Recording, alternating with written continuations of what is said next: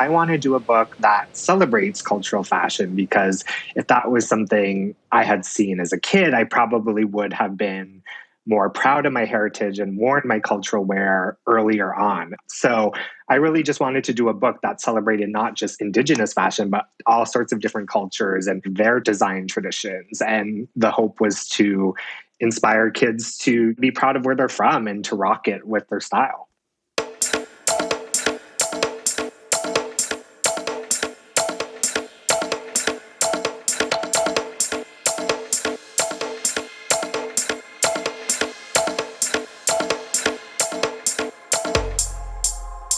The truth is, no one of us can be free until everybody is free.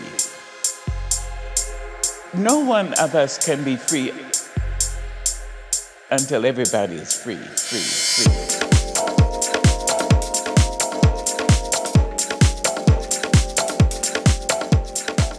Welcome to the Solidarity Index, a gathering place for trailblazing artists from around the world, where we share experiences of solidarity and liberation through creative practice and welcome each other into freedom struggles from Palestine to Brooklyn to Berlin and beyond. Zahyr Lauren here, aka the artist L.Haz. Super excited to be in conversation today with Christian Allaire, senior fashion and style writer at Vogue, where he covers Indigenous fashion, celebrity trends, award season, and more. Christian is the author of The Power of Style, a book that probes connections between fashion and history, culture, politics, and social justice. Currently based in New York City, Christian grew up on the Nipissing First Nation Reserve, where he cultivated awareness that style is not just the clothes on our backs, it is self-expression, representation, transformation. Thanks for joining as we talk crossing borders, rejecting boxes, rocking culture wear, and making it a mission to redistribute the spotlight.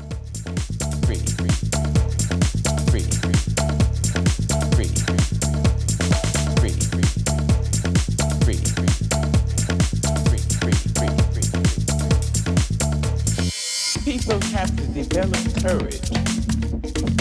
In your heart, you have to have courage.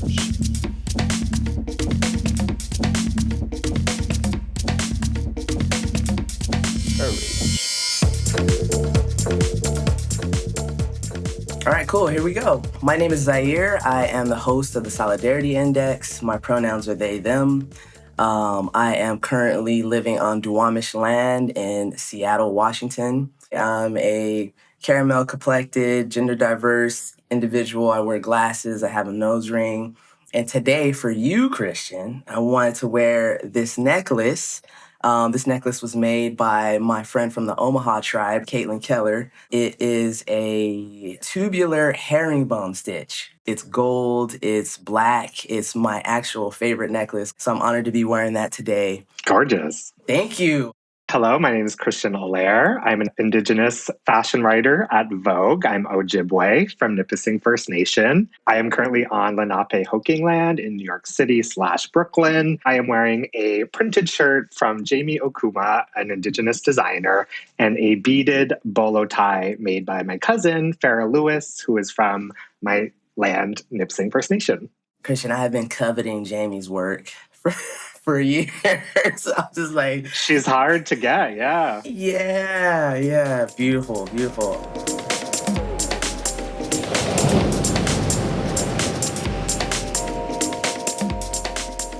In your journey to get to Vogue, were there peaks and valleys, or was this something, you were in high school and you said, I'm going to be a fashion writer at Vogue? Like, how'd you get there? Yeah, it was always my dream since I was like a kid. So I always had that at the back of my mind that I wanted to work there, but it really happened organically. I got my first job in New York through someone I interned for in Toronto.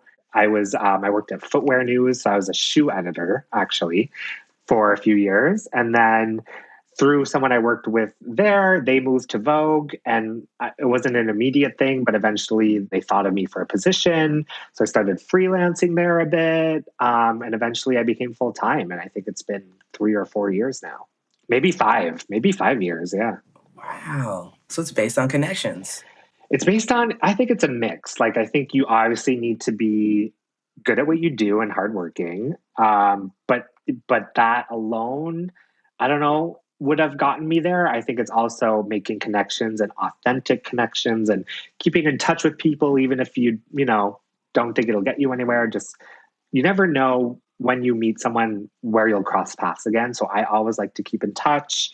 And I think it was that mix of like showing her what I can do and then keeping in touch that I got there. Yeah. Absolutely. Yeah, I always think of my law school experience as um, kind of organically coming from the connections that I had. Because had it not been for someone I met in college, I call my village mom, she became an attorney first, right? So I was a human rights investigator, and then I was like, oh, I want to go to law school. And she's like, okay, you want to use all the connections you have. I will write you the letter. I will, all these different things that had it not been for her, I wouldn't have even known where to go in that journey. Right.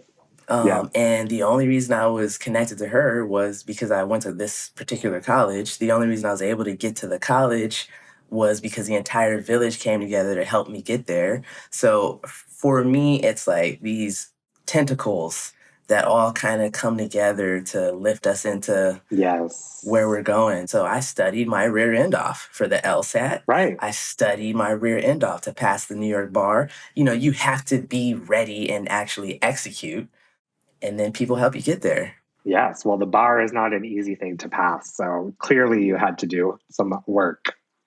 Oh, it was brutal. I'll never do it again. But, to your point, so many things have to come together. You can't just know the people. You have to be someone people want to say, hey, this opportunity is open. Exactly.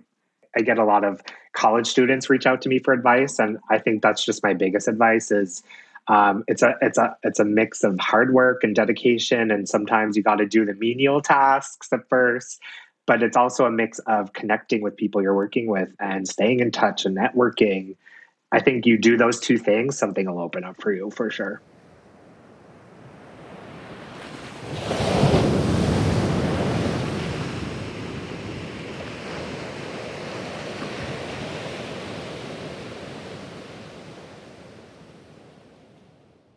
One of our producers sent me your incredible book, The Power of Style.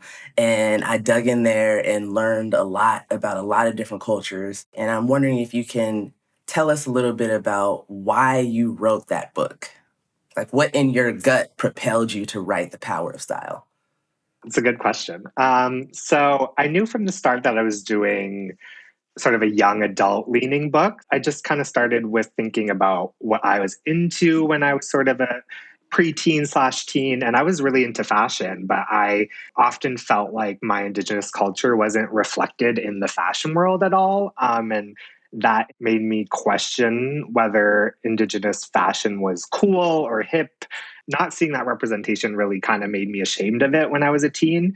And so I started thinking about that idea, and I was like, I want to do a book that celebrates cultural fashion, because if that was something I had seen as a kid, I probably would have been more proud of my heritage and worn my cultural wear earlier on. So I really just wanted to do a book that celebrated not just Indigenous fashion, but all sorts of different cultures and their design traditions. And the hope was to inspire kids to be proud of where they're from and to rock it with their style. Right on. That's dope. So, as you know, this is the Solidarity Index. And for me, your book, The Power of Style, is a nugget of the way folks can operate in solidarity with other cultures.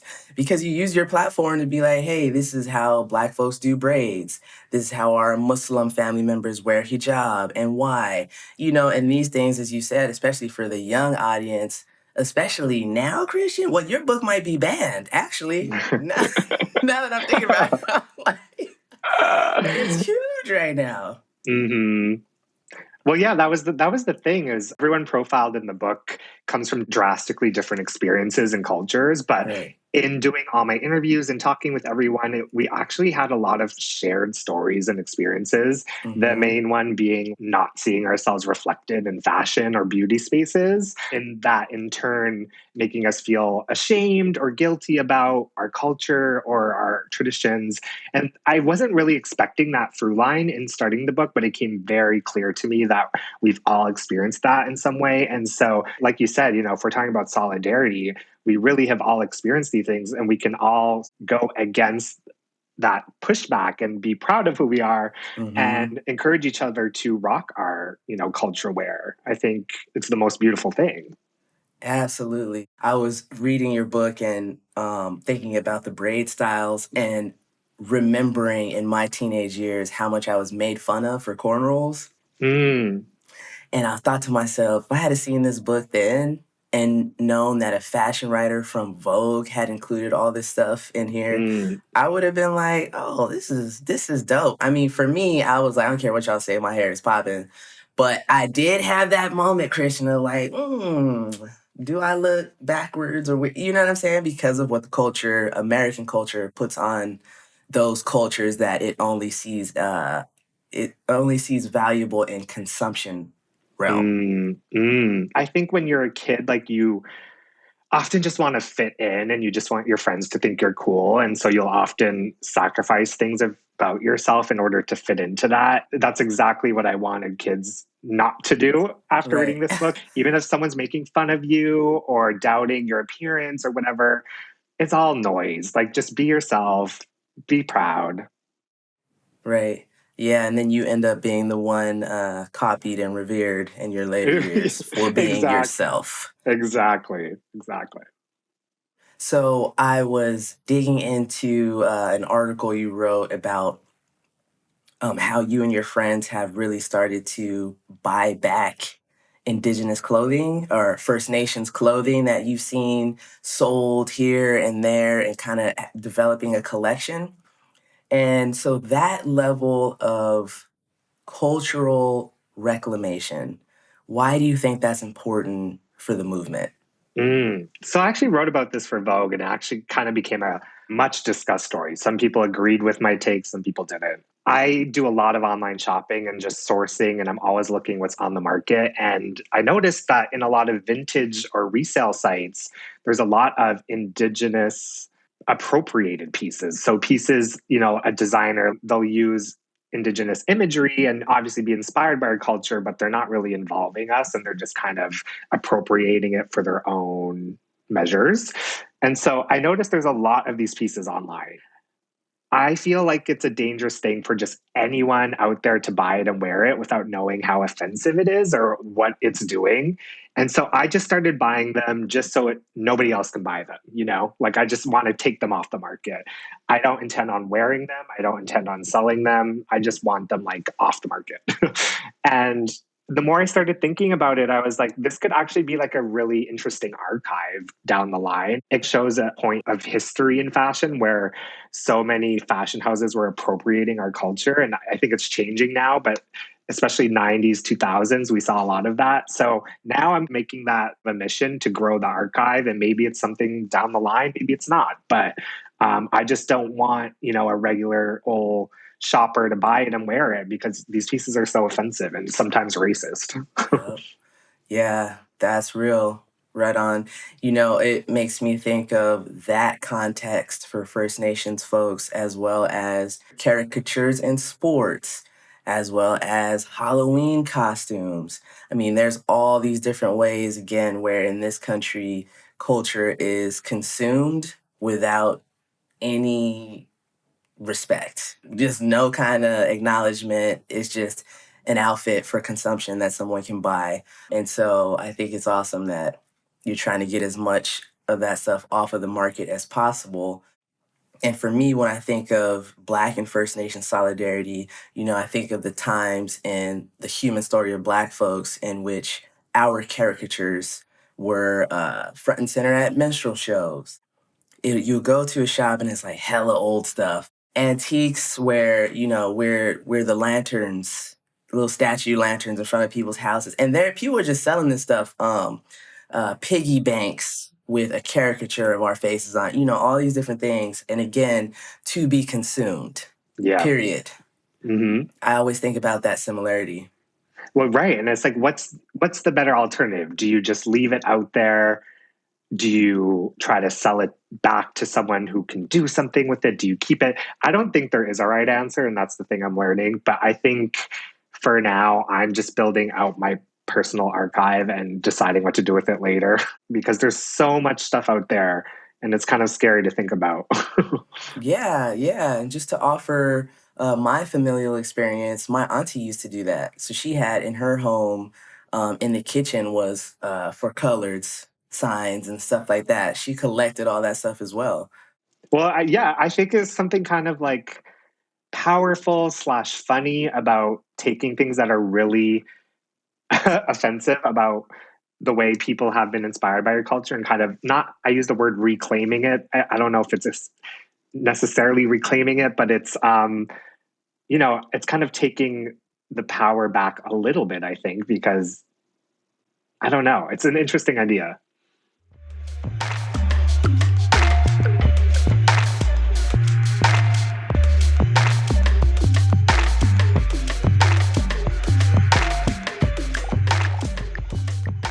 As we know, you are incredible. You are in fashion. Your writing is brilliant. You write for Vogue. And so you've been all over the world. How do you see togetherness and this idea of what I call one blood, one love, one people? How do you see solidarity playing out in the fashion world? And how do you feel like your work contributes to it? Ooh, that's a big question. Yeah. I think for me, it always starts the easiest and best way if we're talking about the idea of togetherness is to make space because fashion has been very exclusionary to many different cultures and designers of different backgrounds. I think we're starting to see that change, but I think the easiest way in fashion to do that would be to, in whatever, maybe it's a fashion show, maybe it's a collective, maybe it's an art show, I don't know, but whatever event you're putting, to always think about, is this the most well-rounded group of people that could be in this show, this event, this whatever. Because I think in fashion, we haven't seen that. It hasn't been a broad view of all the different cultures and backgrounds. So if we're going to, like you said, go towards this one blood idea in fashion, we need to see more designers reflected of different backgrounds. For me, we're still not there in fashion at all. So that's what I would love to see grow. I think we're starting to see things change. Like I think of, this year's CFDA group, we have Jamie Okuma's in there, so the first Indigenous person ever on that board. So things are changing, but it's like slowly, and I would like it to go a little bit faster. Yeah. So can you share with the audience what that takes on the back end to do? Because I agree and I love everything you just said, but I have no idea what that actually means.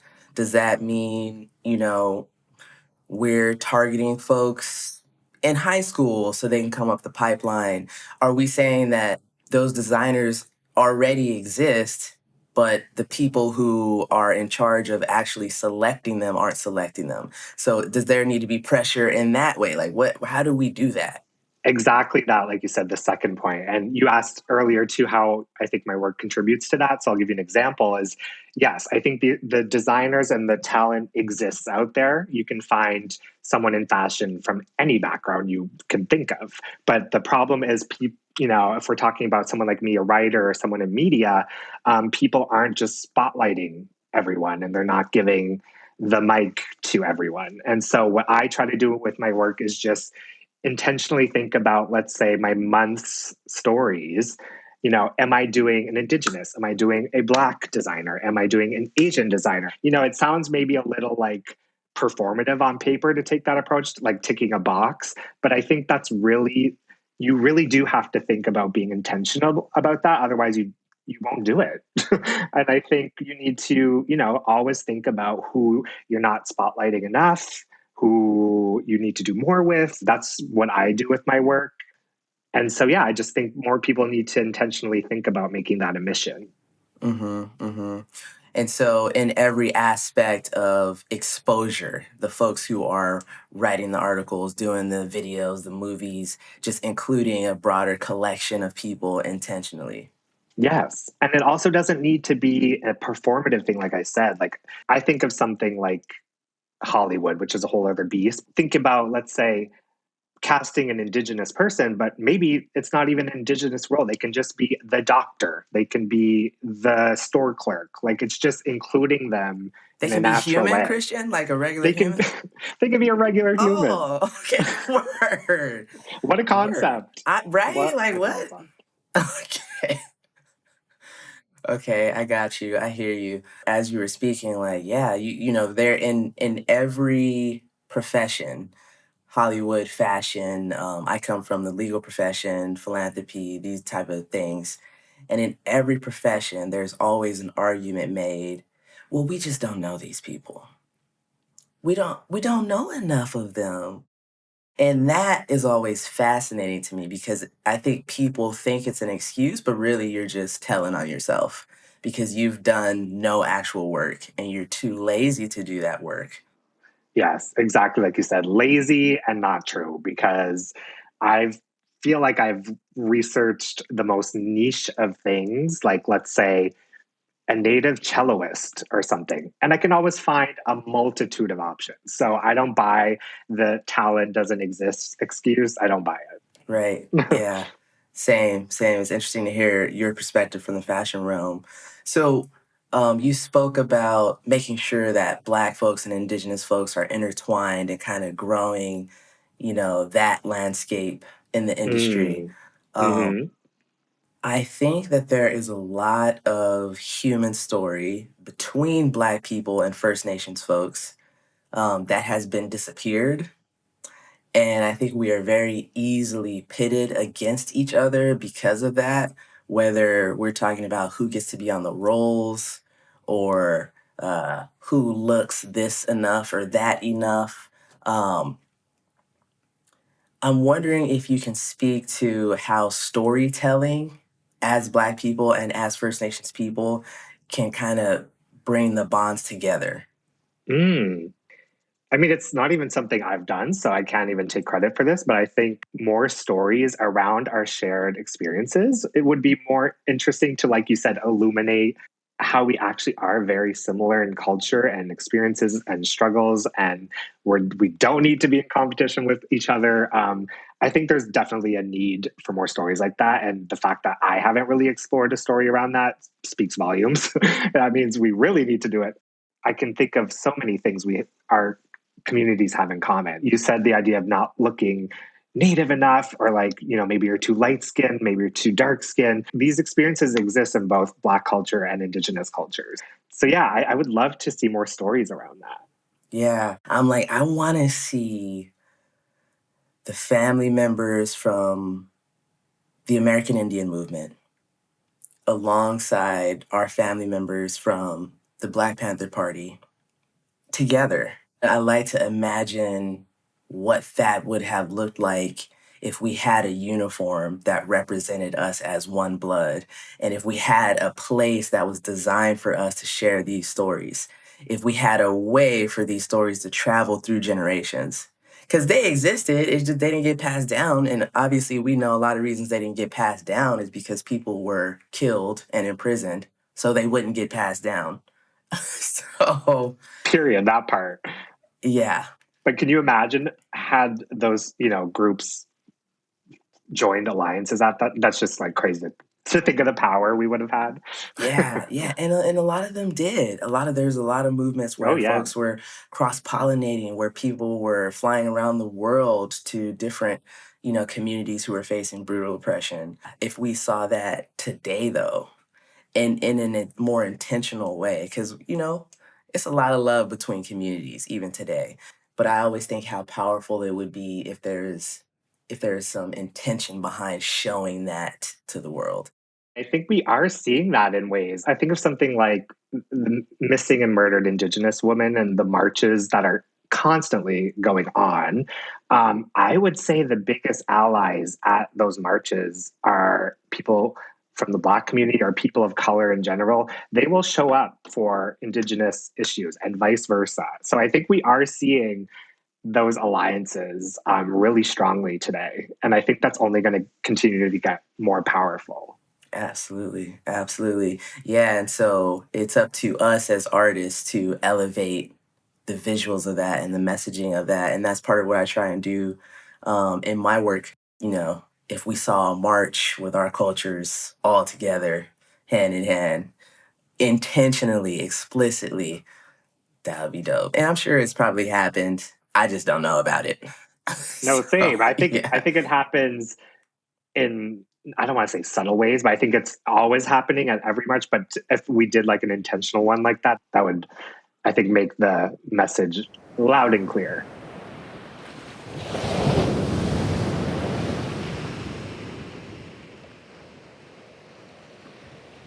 I was reading last night an article that you wrote outlining your experience coming home from Milan in the airport trying to get through, was it New York?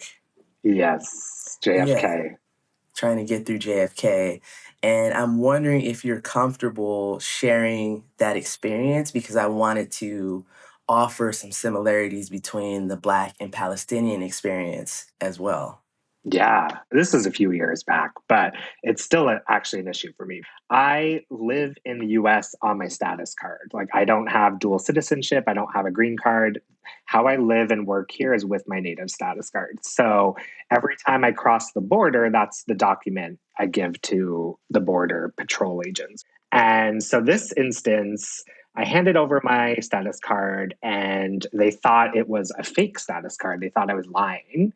And one of the first things they said to me was like, "You don't look native. We don't believe you." And so I was like, what are native people supposed to look like? And they obviously didn't like that. So they threw me in a detainment room for, I think, 5 hours. And they literally thought I forged my document. They called my band office. They had to verify it. And just along the whole experience, they were just saying the most racist things you could imagine, like, I don't even, it's like dramatic, but they're like, the main takeaway was, you cannot be native because you don't look native and we don't believe you. That experience illuminated how I think a lot of native people, an experience a lot of people face when crossing the border. Because I just imagine if this is happening to me, someone who is quote unquote white passing, I can only imagine the racism that my darker native folks or Black people, like you said, like, I can't imagine what they experience at the border and at the airport. You know what I mean? So it was just a really illuminating thing. And even to this day, I still have troubles with my status card. That really struck me because here you are perfectly quote unquote legal in everything you're doing, right? And because of the ignorance of the domestic force that's in charge of determining in everyday situations what is legal, who's doing what's right, who's doing what's wrong, you have been detained for over 5 hours as if you've committed a crime. My understanding is that your ability with your status card to move in between the US and Canada is due to the J Treaty that was signed between the US and the British, and which is to me even a bigger insult because here you have colonizers saying that you can do this on your own land. And you also wrote about how First Nations people don't even believe in borders, Right. right? And so there's so many layers. Exactly. Indigenous people, Canada, US, it's all the same. It's one territory for us. And yeah, and it's also a legal right. It's in the J Treaty. I have a legal right to cross the borders with that card. And even today, a lot of the most common thing I get is like, well, you need a green card. Like, you can't just work. And I'm like, no, it's called the J Treaty. And then they have to look it up in their system. And it's always a whole song and dance. It's a disrespect to a treaty that was formed, like, I forget when it was 1800s or something. Um, yeah, On your own people's land.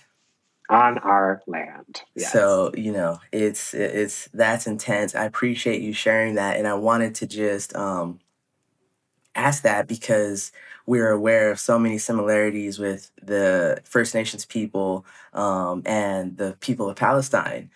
I was reading about some Palestinian women who had come through the airport and were similarly detained, but also having horrible things done to them, like strip searches, just being humiliated in front of their children, trying to get back home to Palestine. The levels of abuse that can happen there and that do happen are pretty astonishing. And then, if we think about the Black experience in this country, body movement and travel based on skin color is always regulated. But I wanted to bring up banishments. Did you know that people are being banished from their neighborhoods, Christian? No, tell me more. So when I was in Atlanta, Georgia, I was a human rights investigator. And I stumbled across this guy who was telling me a story, and he was telling me that he had been banished from his neighborhood by the cops.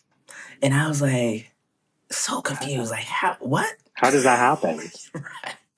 So, upon further research, I learned of the different ways that the police can banish a person from public parks. They can prohibit persons from certain geographic areas of a city as a condition of community release or supervision.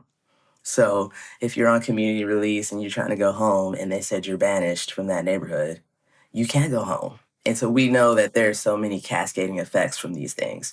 But in all three cases, First Nations, Palestinian, for Black folks, it is these elements of the state, these foot soldiers, that are allowed to essentially do what they want without a lot of accountability or consequence. And so that's something that we all share. That's frightening.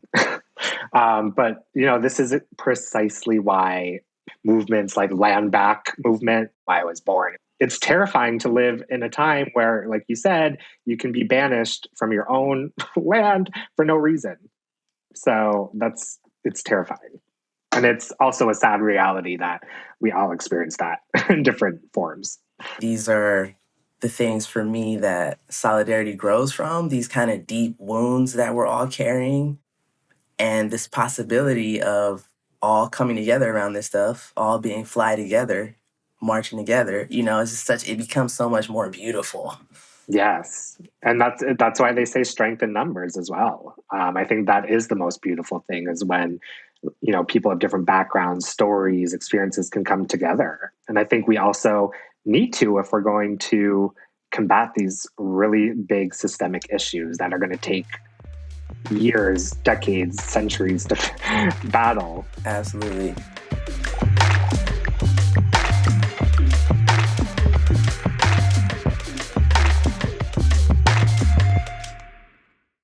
Yo, so I was wondering too about your own personal fashion sense. Uh-huh. In your book, I see you in this beautiful ribbon shirt. You're wearing Jamie Akuma. Currently, you've got your beaded necklace on from your cousin. What are the ways that you step into your own fashion to feel as free as possible? Do you consider a gender binary? How do you come into the world? I think I really nailed my style in the past 5 years, I would Nice. say. Claim it, claim it. I've tried a lot of different looks and trends over the years because I've always loved fashion, right? But I think I finally found what feels me. And for me, that's obviously Indigenous made clothing, especially jewelry. I feel pretty much naked if I don't have some sort of beadwork, quill work. I think that stems from me sort of rejecting Indigenous design for so long. Like I said, I really was kind of ashamed of it as a kid because, when you're told you don't look Indigenous, which I did a lot as a kid, I started to believe that. And I was like, well, I don't have any right to wear Indigenous clothing. I'm not Native enough to wear that. Once I got over that and realized, yes, I am Indigenous, I really sort of went all in on that. And now it's probably my biggest fashion obsession is just Indigenous designers doing that in different ways. So I think I've really intentionally built out my wardrobe of that. And also, like you said, rejecting gender binaries is something kind of new to me. I've always been someone who shopped just in the menswear department, haven't thought about veering outside of that. But in the past few years, I'm like, why? Like, why limit yourself? That's so boring. And so I've, experimented with skirts, or if I'm, going vintage, I'll look at the women's section. And it's just like fashion is there to be fun and for you to experiment yourself. So why put yourself in a box? Like, how boring. Facts. Facts. Yeah, I generally stick to menswear elements, but I have increasingly, Christian, maybe you can help me out with this. I just really want to wear some silk. And I feel like the women's wear side Ooh. is where the silk is going to be popping. Yes, I would agree. There is some great, like a silk top. Like, why is that? What that anyone could wear that. And I have many women's silk tops. Yeah. Yeah, Yeah. I'm trying to get the silk joints going, patterned out. I'm lucky enough to have um, two homies who are brilliant in creating garments, and so I'm looking to use my textiles that I create to develop a silk line that is without a gender border. So Yes, that would be amazing because we also in fashion need more genderless lines. You think about genderless fashion, the one hurdle is making things that will fit everyone and anyone. Sometimes I love a piece of women's clothing, it just doesn't fit me. So we need more brands that create like a larger size range of the same piece that will fit both men, women, or anyone. Because right now, fashion is so still very much operating menswear, women's wear. And then there's a few genderless lines, but we need more, I think, more options.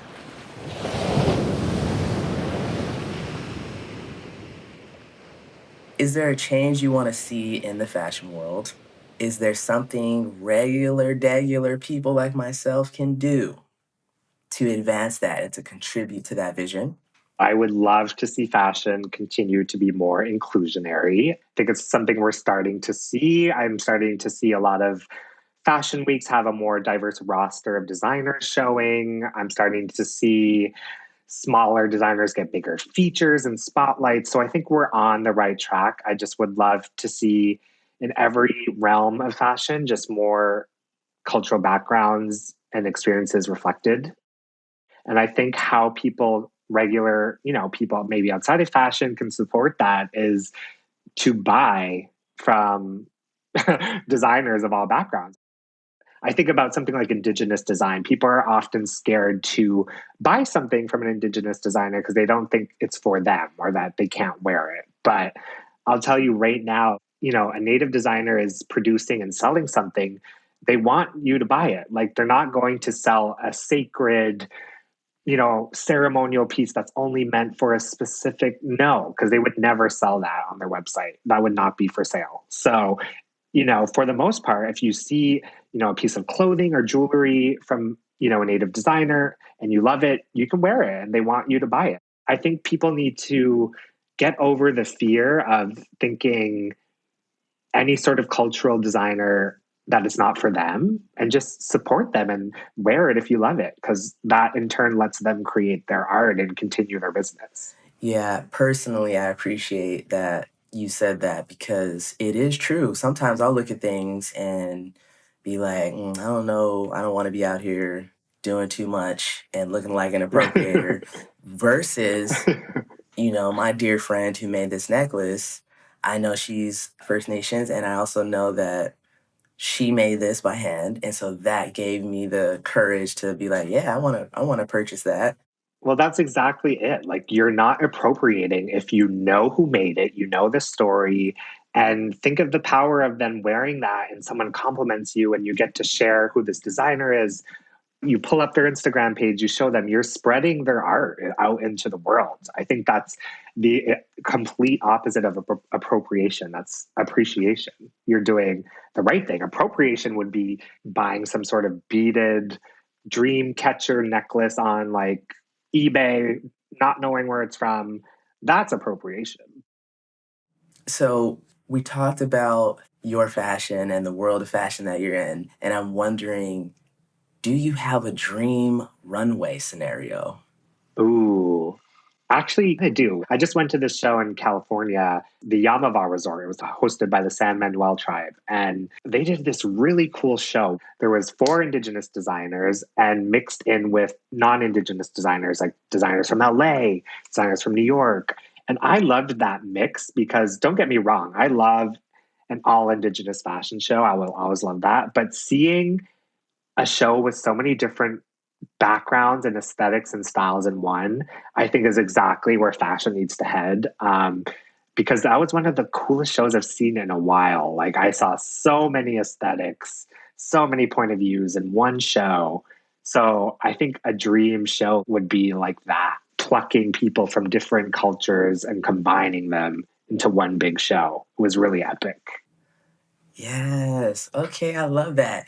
Yo, so to me, Rihanna's Savage Fenty runway is that. And I feel like after her first one, I feel like all the fashion houses started to copy. I feel like she, and I could be wrong, but she was the first person that I have ever seen combine people from everywhere, different body types from everywhere. And we're talking a lot of lingerie too. It's, you know, a lot of folks, if I'm not a size 0 with, sunken in cheekbones, you're not getting on the runway.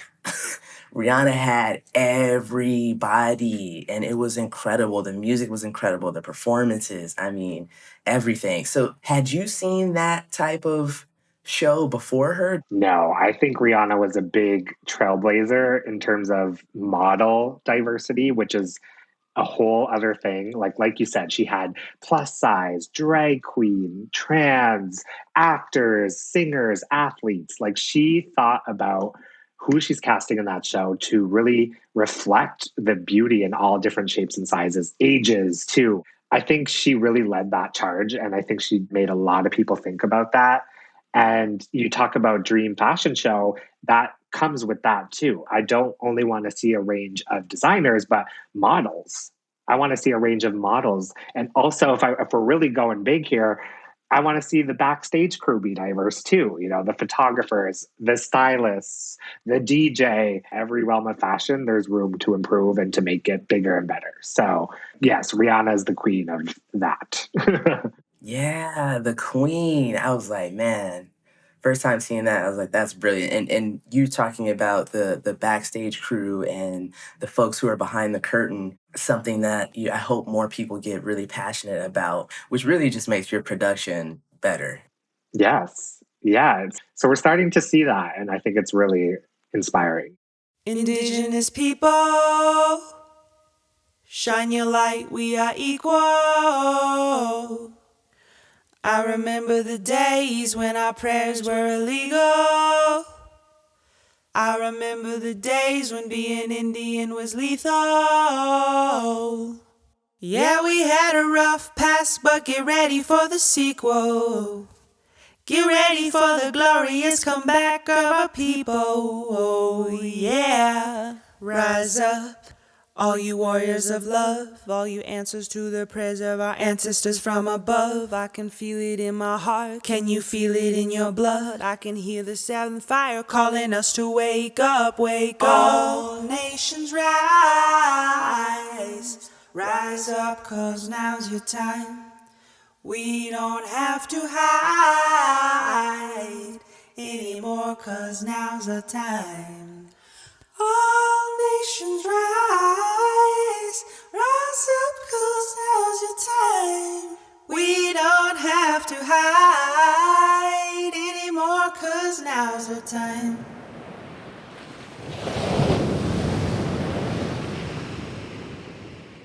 So, Christian, my only disappointment at this point is that you have not created some sort of suitcase that I can fit in to come along with you.